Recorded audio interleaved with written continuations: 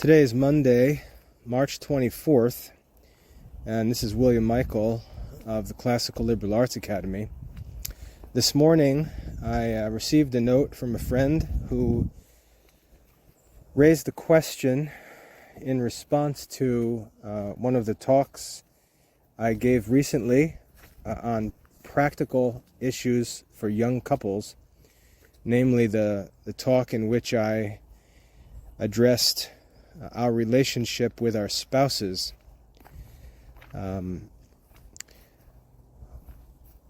If you have listened to that talk or go back and listen to that talk, I talk a bit about the division of labor in the family, in the household, between a husband and wife, understanding also the various levels of our relationship, and that we have relationships between each other before we're married.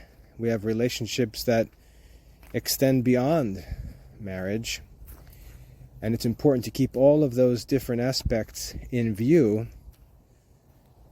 so that we can enjoy happy and healthy relationships. But as I talked about the issue of the division of labor, I explained that it's better for the man, for the head of the household, the husband, to take upon himself the burden of providing for the family, and for the wife and mother of the household to devote her attention to the children.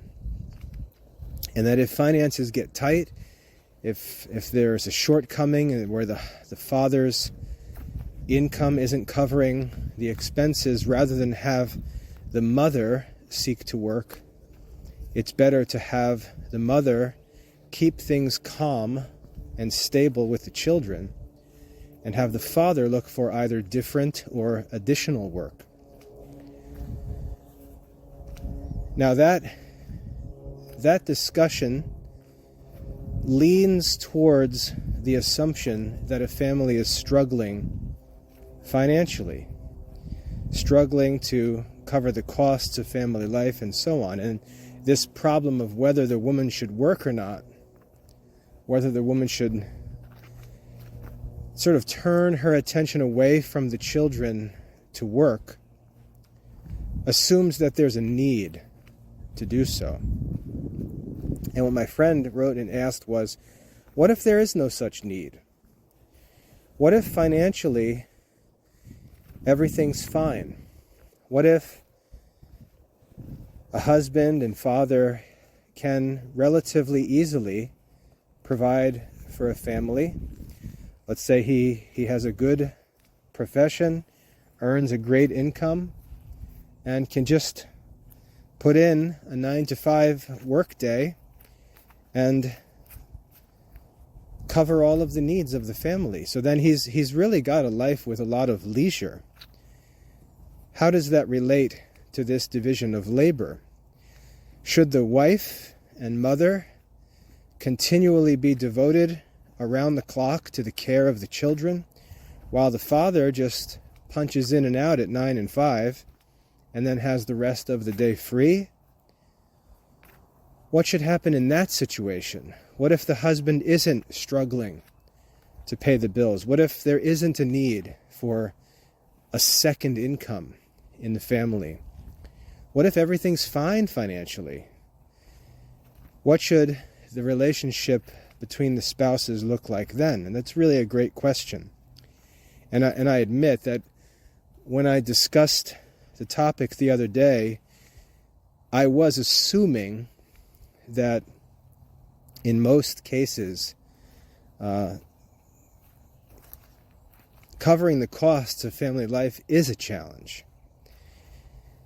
And so it's good to ask this question from a different perspective. What if a couple is very comfortable financially and that's not an issue, and the husband really isn't stressed about coming up with money?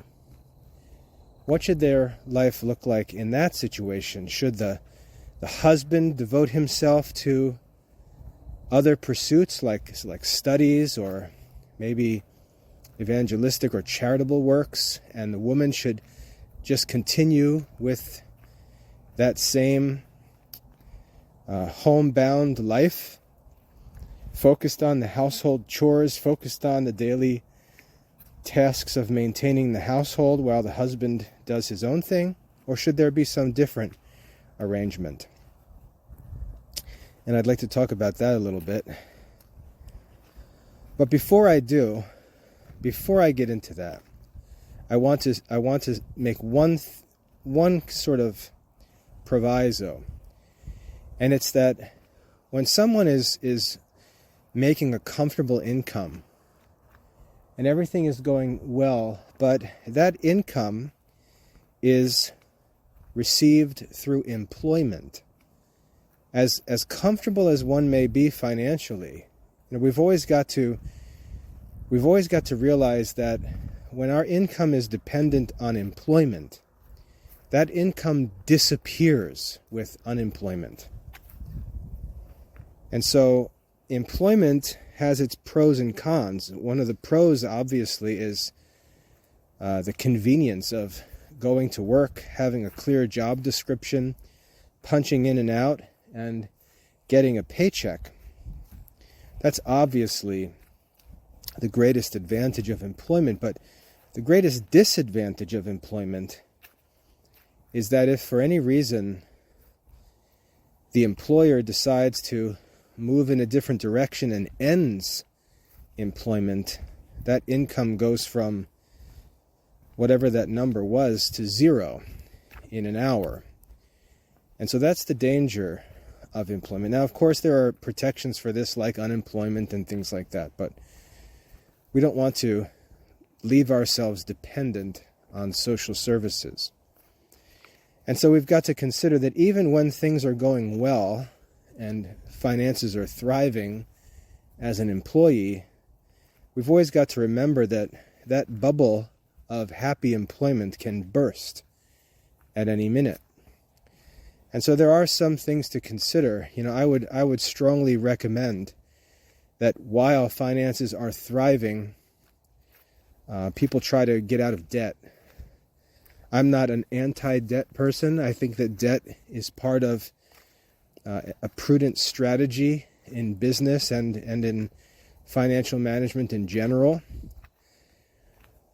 But having said that, when we enter into debt and we have to repay those debts, when finances are thriving and we have debt, we're not free because we've made our monthly loan repayment. We're accountable for that whole loan, not just this month's payment. And so if there's a superabundance of money coming in and we make our monthly loan payment, that's not just free money.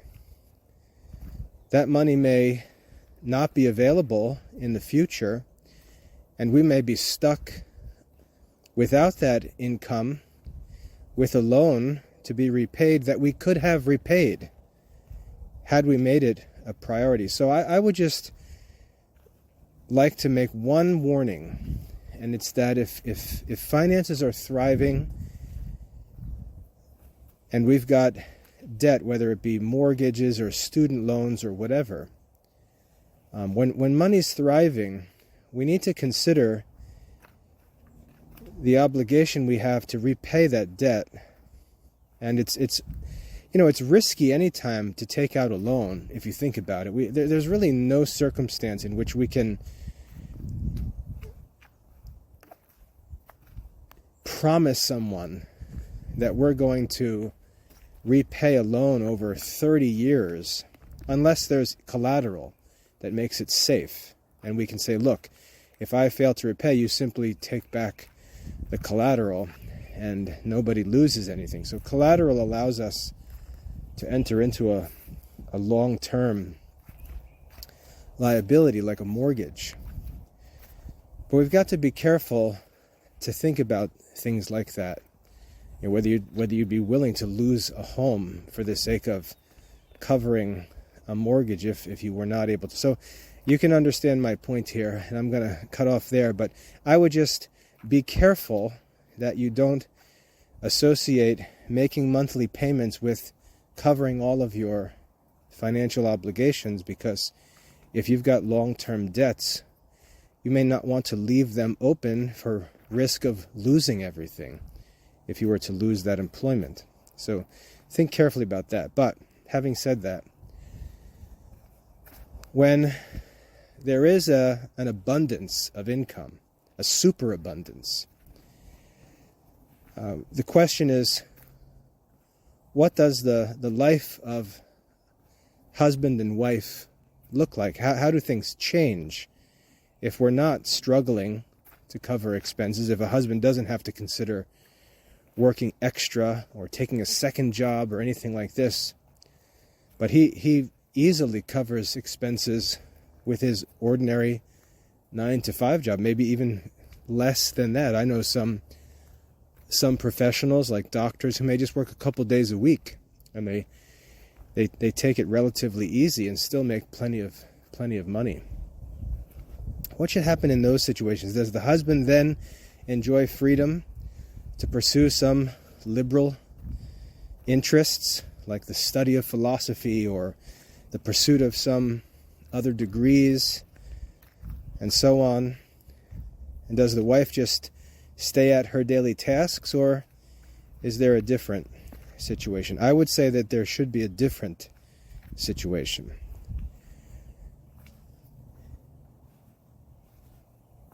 Now, when I talked about the woman devoting herself to household tasks, there is a number of reasons. There's a number of ends in doing so. One is to reduce household costs. So if a husband is working and he's making a living and he struggles to cover the costs of family life, cover the expenses to live well, comfortably as a family, his wife should do as much as she can to reduce household expenses as much as possible. And one of the easiest ways, I shouldn't say easiest, I should say simplest, one of the simplest ways to reduce the cost of a household is to avoid hiring out tasks, to avoid paying other people to work. That's one of the easiest ways to reduce household operating expenses. So, for example, it's much easier to buy simple ingredients at the grocery store and then do a little bit of work to turn those ingredients into daily meals than to buy finished products. Anything we buy finished is usually going to be more expensive. To do the laundry oneself rather than drop it off at a laundromat or a dry cleaner is obviously going to be more affordable. So we can cut costs by doing things ourselves. We can cut costs by not paying other people to do work that we're available to do. And that's one of the reasons why the work of a housewife can be so valuable financially to a husband, is that her work at home with the children makes his money earned go so much further, and it allows the quality of life for everyone in the family to increase. But again, what if there's no problem with money?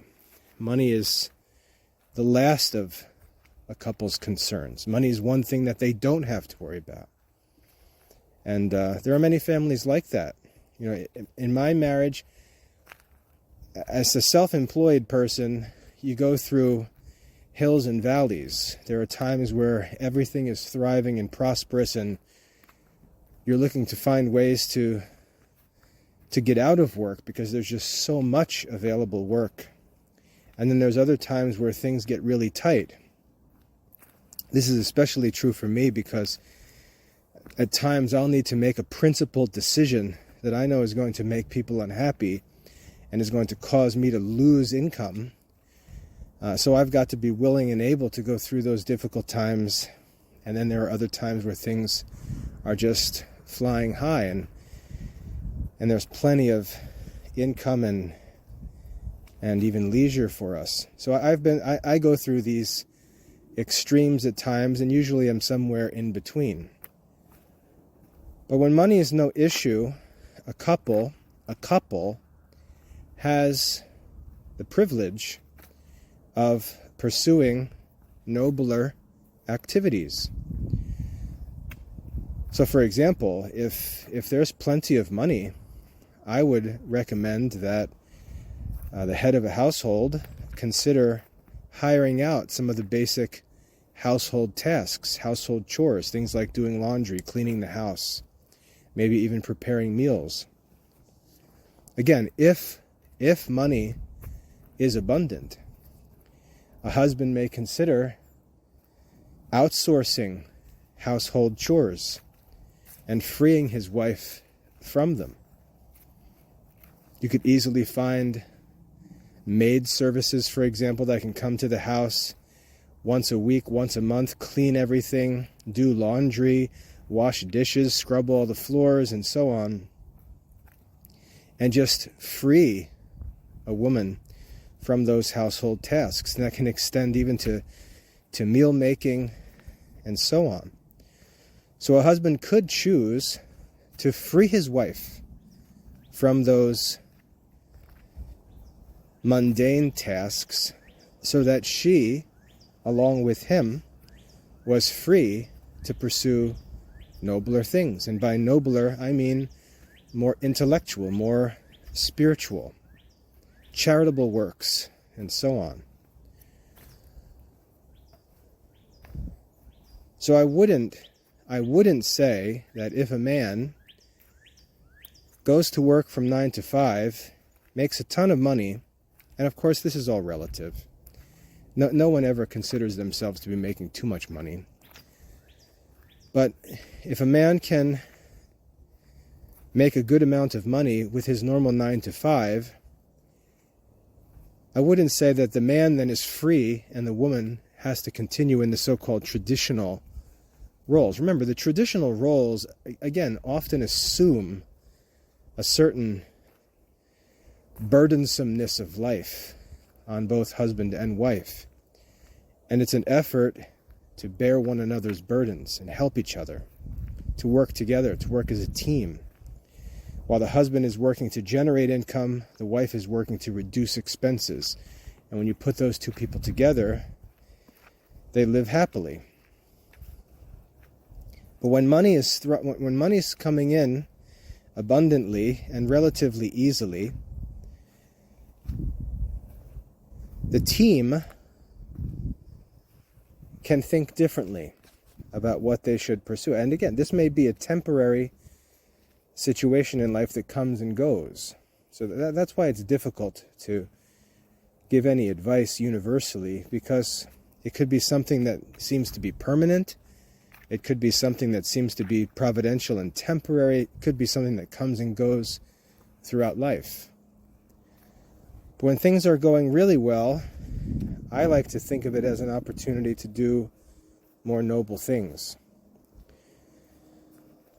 And like I said, a husband can choose to hire out household chores, household tasks, and free his wife to pursue other things, especially if his wife is inclined to those things, if she is intellectually gifted, if she is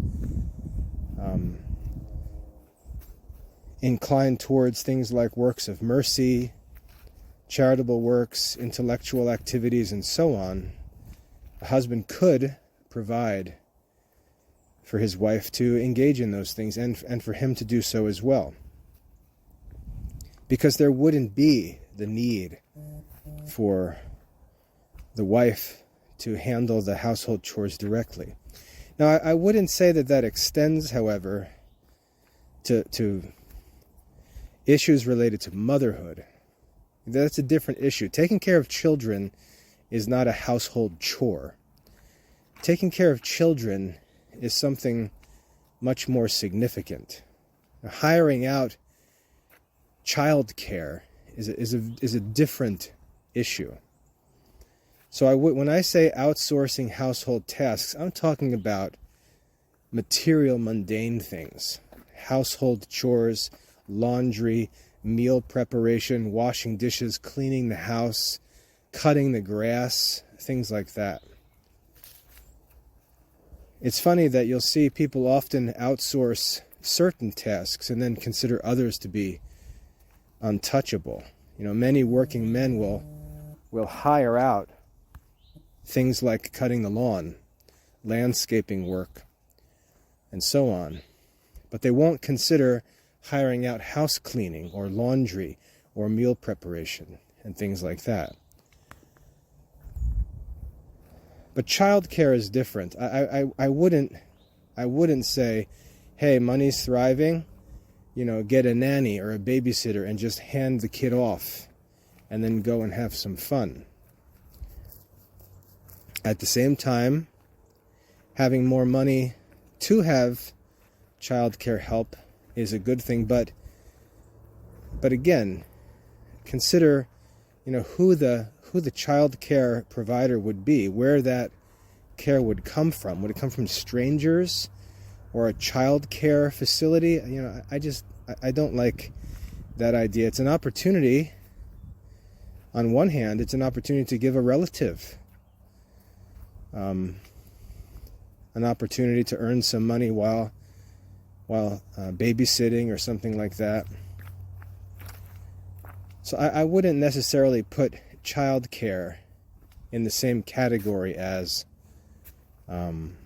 household chores. I think that's pretty clear. In fact, I would say taking household chores off of a woman's plate allows her to give more attention to child care, more attention to education and things like that,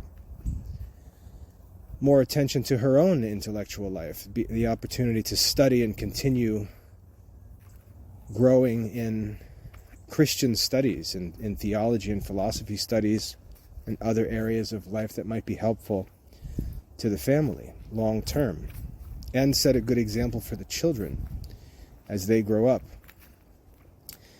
But you can get the idea. I think it's pretty simple what I'm saying.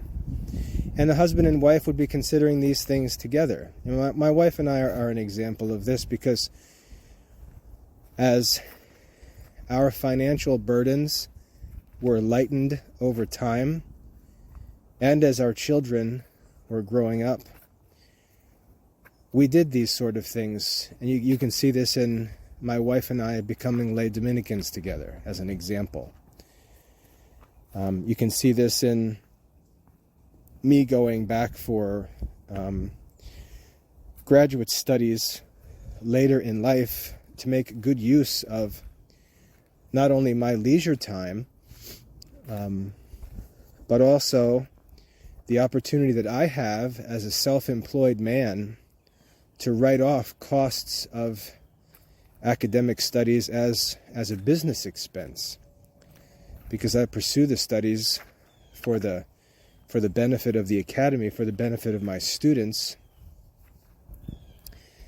That opportunity was created by the work of going into business by myself. And if you're an employee, obviously companies have all kinds of professional development programs, and they pay a portion of tuition and things like that.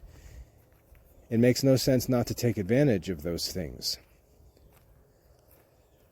And for a wife who is not necessarily working, but is still charged with some pretty weighty responsibilities in educating the children, managing the household, and so on, there's a lot to be studied and pursued for the benefit of the household. And there are opportunities, I believe, where even personal studies that aren't necessarily related to employment can still be deducted from taxes. I think there's like a lifelong learning credit, things like that to be looked into. There's also, there are a lot of issues to talk about, but if a woman had a certain interest or a gift or talent that she really wanted to pursue, and husband and wife agreed on this, even like a home-based business that really didn't take her away from the children, but allowed her to do something she was really passionate about and good at, and that the husband supported her in. Being able to free her from household tasks to do that and pursue that and have some sort of work from home that she could do while maintaining a stable life for her children. And these things are very relative. They're very touchy issues because stability is a relative term.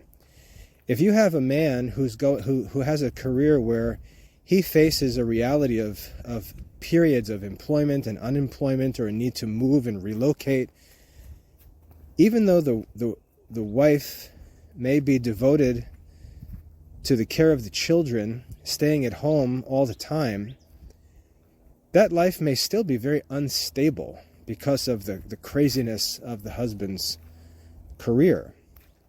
Now, for example, military life can be like that. The up and down, picking up and moving and relocating and starting over in another place. I mean, even though mom might be home with the children, that's still a very unstable life. And so finding ways to stabilize that life as much as possible. Having one's wife develop some sort of home-based business that might provide some increased stability to an unstable career. You can see how that's really a relative issue that's determined by different careers and how they work and things like that. So there's not some cut and dry rule, but I think we have to boil it down to what are the real essential issues. The essential issue, I would say, is that the children be provided with a stable and sustainable and natural situation. And I know that my wife and I have had this discussion, because you'll say, well, what if it's easy for the wife to go get work? What if it's easy for the husband to stay home? What if the wife is actually the more talented of the two? And it would actually be easier for her to go and get a good job, and maybe the husband's not so talented. Maybe he's not so skilled. Maybe it would be better for him to stay home and provide the child care. The reason I would say that doesn't work, or that's not a good idea, is because of the children.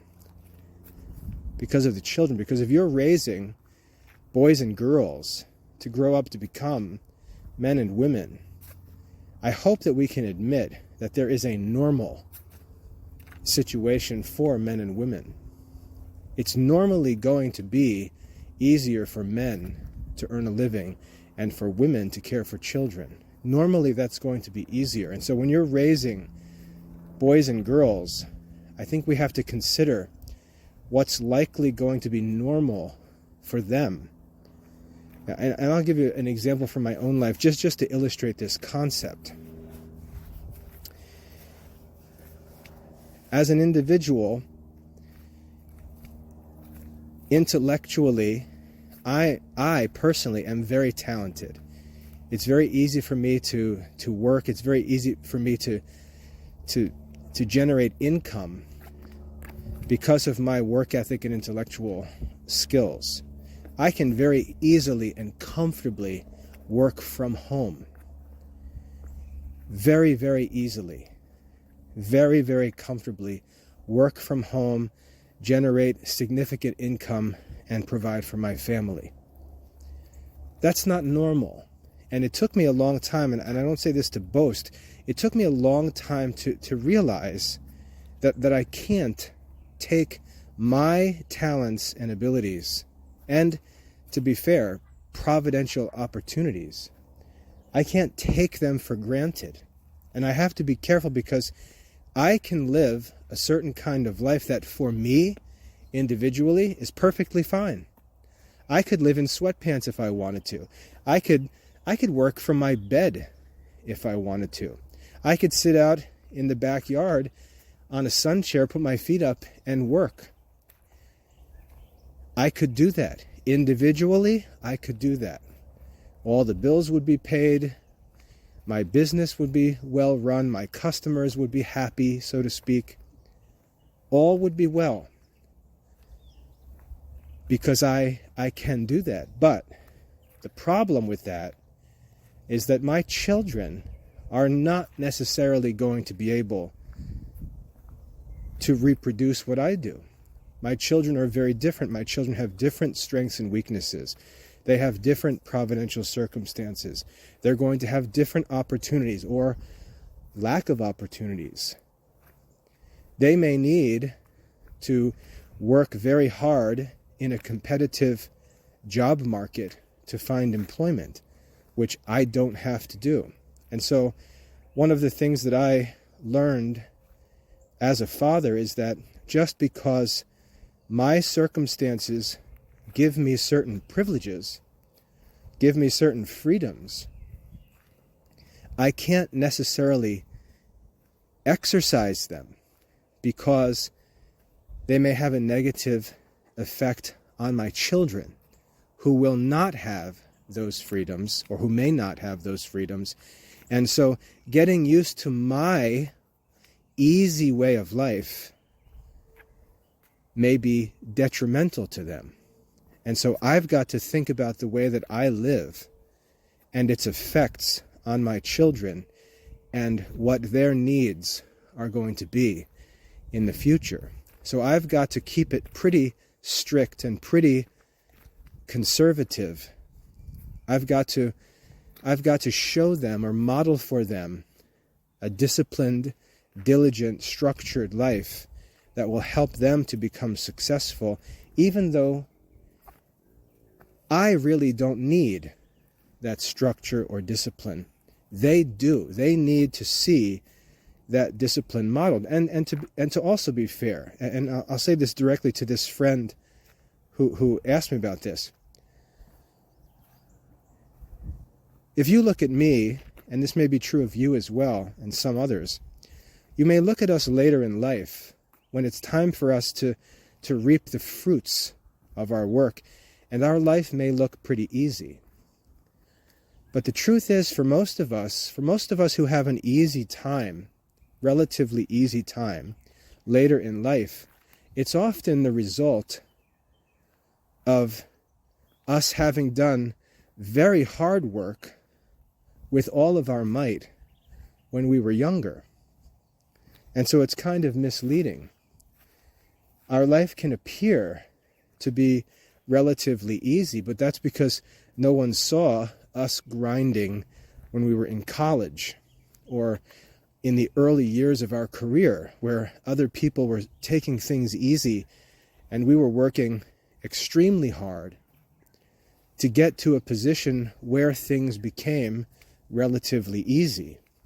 And so children can look and see a man living with relative ease in a profession, making a living, and so on, and think that he, the child, can live with that same ease. And that's not true.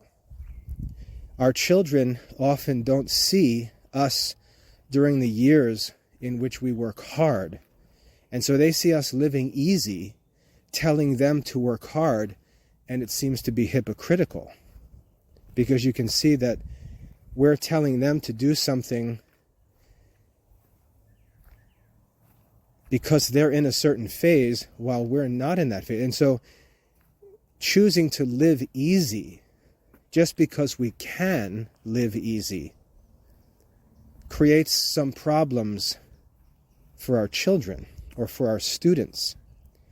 This is actually one of the reasons I chose to go back and study while my kids are in high school and college, is because I didn't want them to see me sort of coasting because of intellectual work that I had done in the past, because I know that would be tempting for them to want to coast also.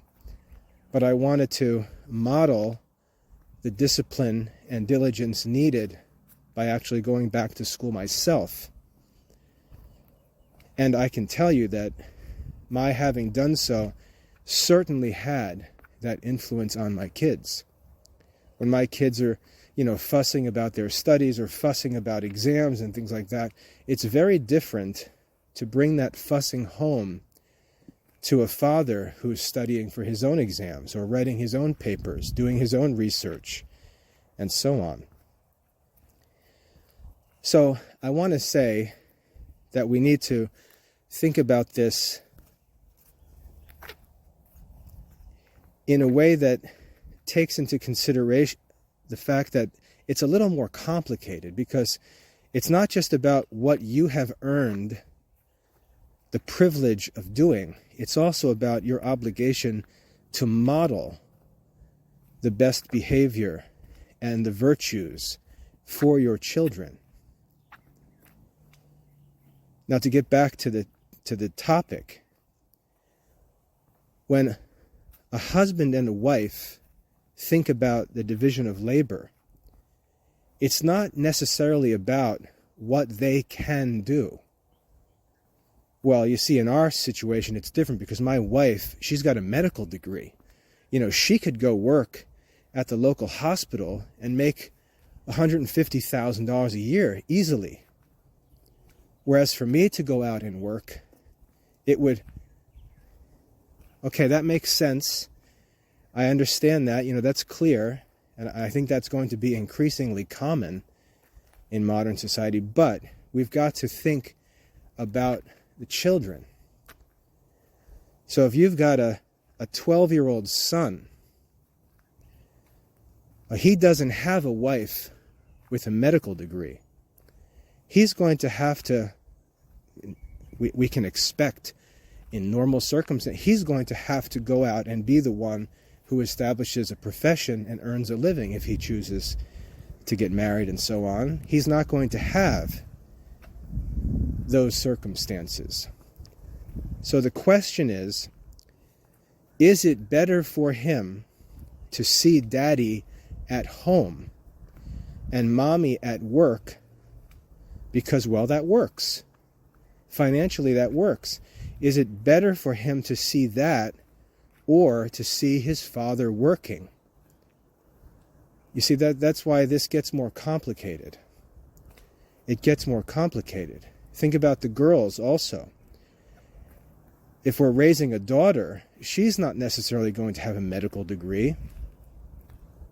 Is she looking for a husband like her daddy, who's home all the time? Is she to assume that it's right for her to be like mommy and go to work to pay for daddy? You see how just because something is possible doesn't necessarily mean we should do it. There are other things to be considered. A woman could have a professional degree, choose to devote herself to her children. My sister-in-law is an example of this. She's got a medical degree, and she's a homeschooling mother. A woman can have a professional degree, devote herself to the care of her children, to helping her husband, and so on, and use that degree for other purposes. She doesn't have to be a practicing physician just because she has a medical degree. She could also write books on medicine. She could write articles. She could make videos there's other things she could do with that professional degree to bolster and promote the work that she does. So we don't have to think with this one-track mind. We've got to really be careful here and think not about what's possible for us as a couple or what we can do, but we really have to think about what we should do and what the consequences or implications might be for different decisions that we make. It's a complicated issue, but there's more than one option.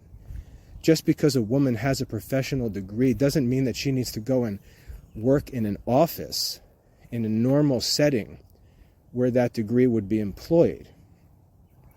A woman could work from home. A woman could get into writing or counseling, consultation work from home, using her education, using her professional degree in a profitable way, but at the same time staying focused on what should be her principal concern. And the same thing for a husband. These are difficult issues, especially in modern society. So I don't want to make it seem like, I don't want to sound like a fundamentalist and say there's one way, and you either do it this way or you're somehow immoral or disordered. I think there is actually a lot of complexity in modern family life, and we need to tease out all the details and think through them, but we also need to think about longer term influences and consequences. We need to think about more than just what works for us. We also need to think about how the life that we live influences those under that influence. And when we're looked at as the models of what behavior, what adult life should look like by younger children, we have to think about what exactly we're modeling. Jesus, for example, didn't need to be baptized. He had no sin.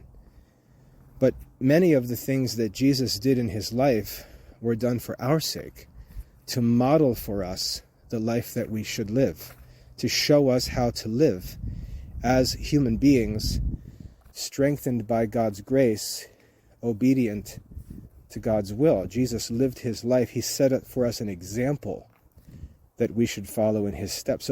So the purpose of our life is not just to grab our bag and run back home by whatever means possible. There's more to our life than just earning a living and paying the bills. I would even say that the more noble ends of our lives are what should determine how we go about paying the bills and working and managing our lives. And like I said, I've had to learn this myself, because work that I did before my children were even born earned for me privileges that I now enjoy that I actually can't make use of. Because for me to take advantage of the privileges that I have would model a life for my sons that wouldn't be good for them to see. And so I continue to live a diligent life, a disciplined life, that I may model for my sons the life that they're probably going to have to live. You know, for example, my sons, I think every one of them is going to be interested in a military career. My oldest son is already in a military career. My second oldest son is in the reserves. All of my sons are planning on military careers. If we were to go back and ask, where did this interest in military career come from? Especially when it comes to the physical fitness challenges of a military career. You know, how did I raise kids who were eager to go to basic training and be prepared for that and go through it? Well, my sons have all grown up with a father who exercises. My sons have all grown up seeing Daddy go running, Dad walking on the treadmill, Dad at the gym, Dad going out for a walk. And so my kids grew up in a home where Dad ate healthily, watched his weight, exercised, kept himself in shape, and they did the same. They got into exercising, they got into running, they got into going to the gym, they got into working out, they got into nutrition because of my example in that area. Now, I can't take credit for any of the interest in military activity because I have nothing to do with that. I don't even own a gun. I don't even think I have a baseball bat anymore. So I'm not responsible for any of their courage to pursue military careers. But as far as the physical fitness side of things, I can say that they learned that from their dad, growing up in a household where we had exercise equipment, we had gym memberships, and so on. So the lifestyles that we live influence our children, and we've got to take that into consideration. So I think that provides some clarity. I think it addresses a different set of circumstances, and we have to realize that circumstances are always unique. That's why morality, like Aristotle teaches in the Ethics, morality is not some kind of mathematical science where we give these numbers and specific figures or exact details and descriptions of what's good and bad. It really is determined by circumstances. And not just circumstances, but also our own strengths and weaknesses. Because we've got to find balance in everything we do. We've got to make sure that all of our responsibilities are provided for. If you check the box of providing financially, but then don't check the box for modeling prudent Christian behavior, are you really successful? Are you really providing for your family? So we can't pick and choose which responsibility boxes we're going to check and just leave others unchecked. I really don't think we can consider ourselves to be living responsibly unless we have a plan that takes into consideration all of the boxes and makes sure that they're all being checked. That doesn't mean we're not stronger in some and weaker than others, but we can't knowingly ignore certain boxes. We have to make sure we're considering everything. And that's why I think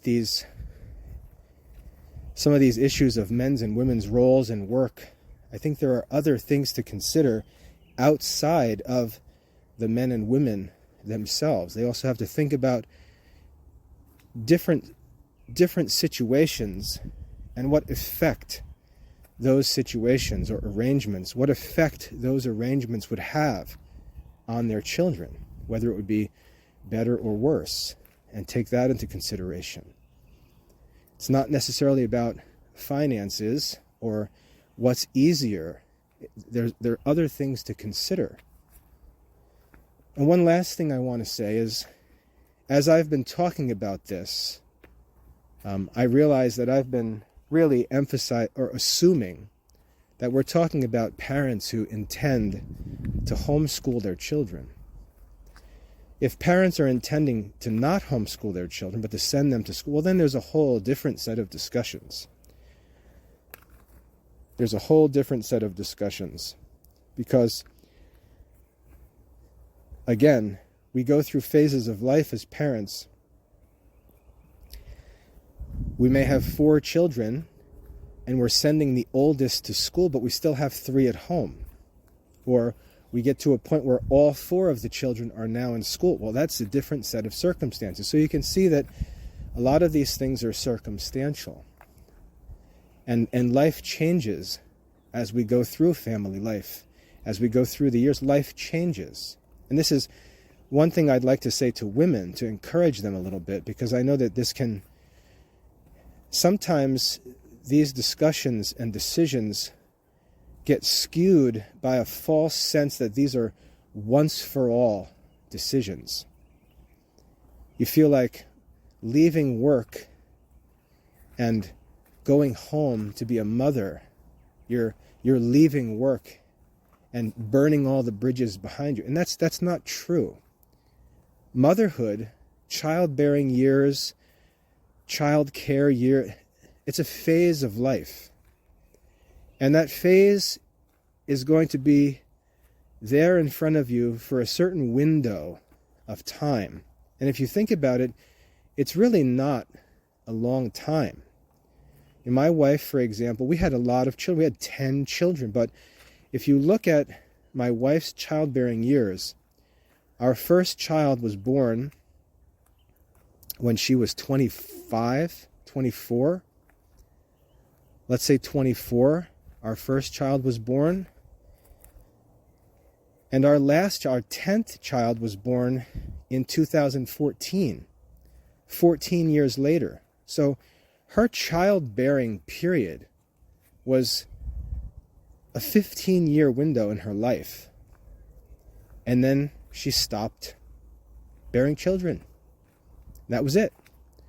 So my wife is 48 years old now. Of her 48 years, 15 were childbearing years. 33 were non-childbearing years. Our youngest child is now going on 10 years old. My wife has not had a baby in 10 years. She's in a different phase of life. Those childbearing years are over. Those years of being pregnant, nursing baby, changing diapers, feeling sick with pregnancies, dealing with problems from pregnancies, those years are over. And my wife is in a different phase of life. And as a woman, you're going to be in a different phase of life. And the opportunity to have children and care for them and spend time with them and influence them and form them, it's a window of time that's going to come and go. And so as you think about your circumstances and decisions, professional issues and questions about what you'd like to do in life, you need to make sure that you map your life out in time, as it were, and realize that everything you're going to do in life, you don't need to do when you're 28 years old.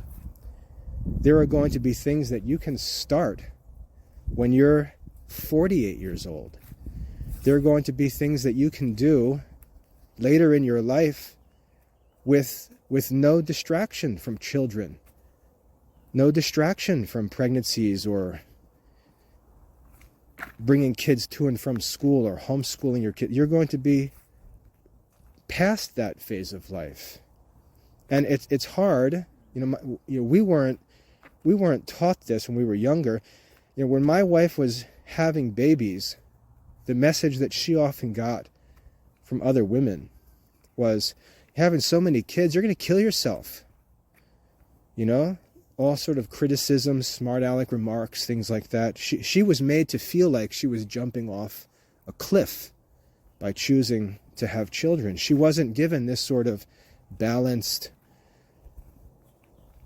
timed perspective, that this is just a window of your life. Occasionally she would get that. She'd get some old woman say, "Oh, I remember when I was having babies, the time goes by so fast. Make sure you make the most of it."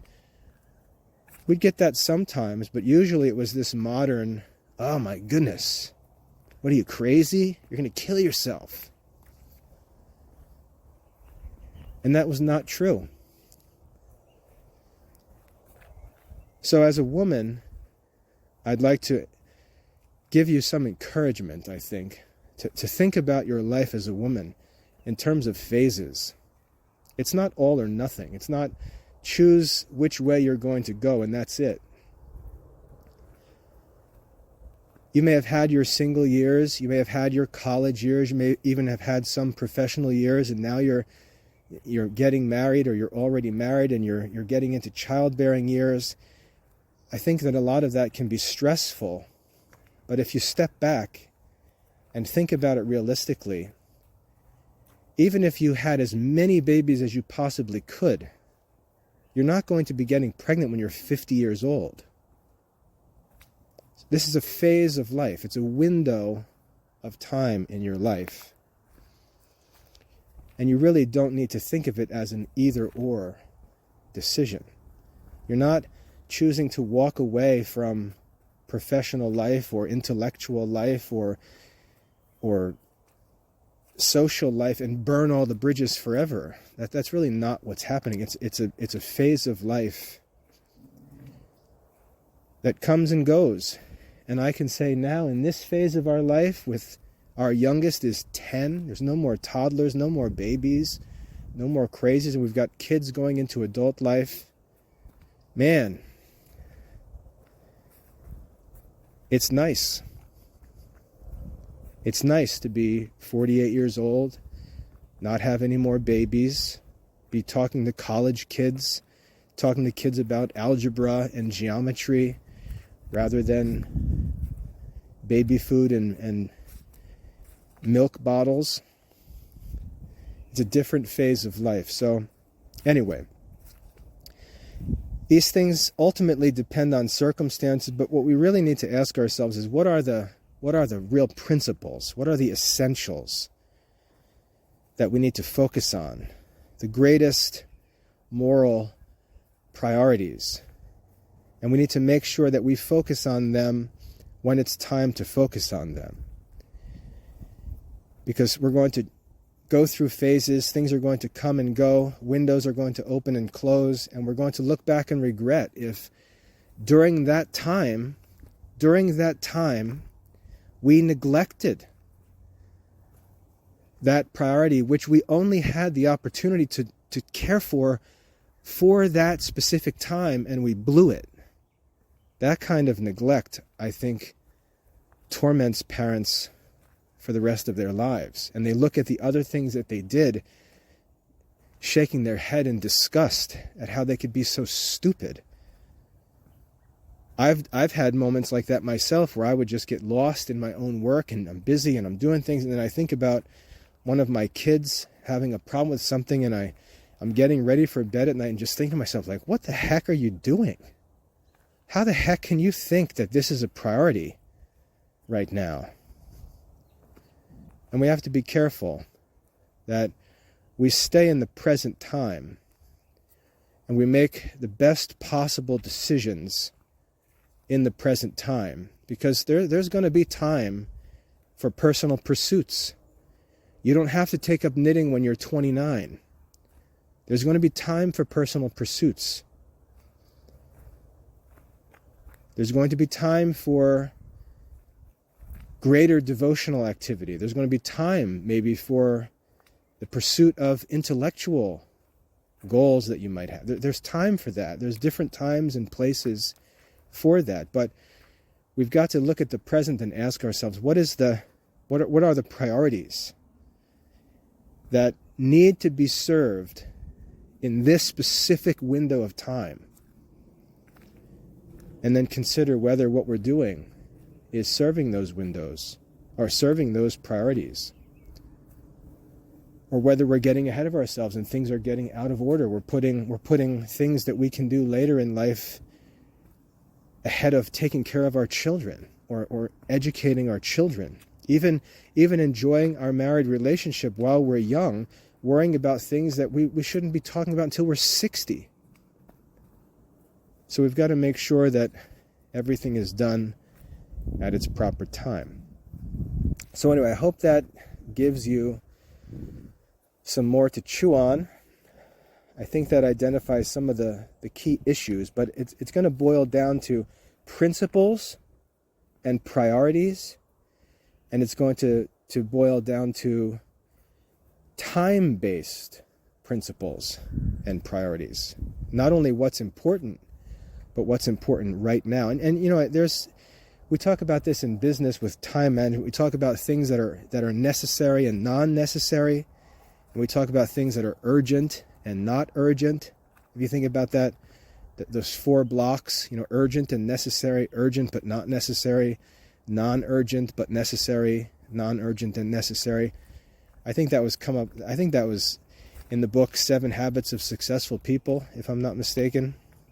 But that idea of the 4 different kinds of activities, I think thinking of things like that would be helpful. But we've just got to make sure that we take care of what needs to be taken care of at the appropriate time so that we don't lose those opportunities. And I could talk about that for another hour, but I'm going to cut off here. I hope that was helpful. If you have any questions or complaints or objections, please send me an email. I'm happy to hear them, talk more about them, and so on. I hope you find these talks helpful. just send me a message at mail@classicalliberalarts.com. God bless.